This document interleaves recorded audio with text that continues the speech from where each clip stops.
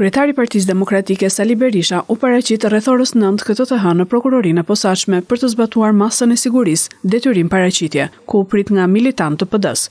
Para gazetarëve, Berisha hodhi akuza ndaj kryetarit të SPAK Altin Dumani. Para kamerave, ai lexoi edhe shënimin lënë për të pranë oficerit të policisë gjyqësore. Gjithashtu Berisha dha një mesazh edhe për të paraburgosurit. Ardha ime shërben si dëshmi e përbotshme e keq përdorimit politik të drejtësisë nga narkotrafikanti Edi Rama për të luftuar kundërshtar politik.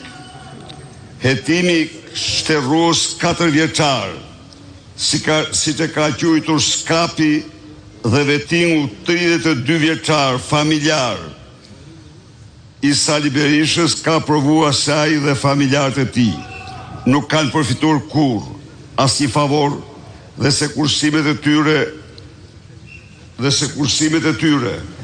janë në përputhje me ligjet e vendit, përbëjnë gjithsej në 54 vite 100.000 euro dhe 40 metër katror, një apartament më të madh se ai që kishte në diktaturë.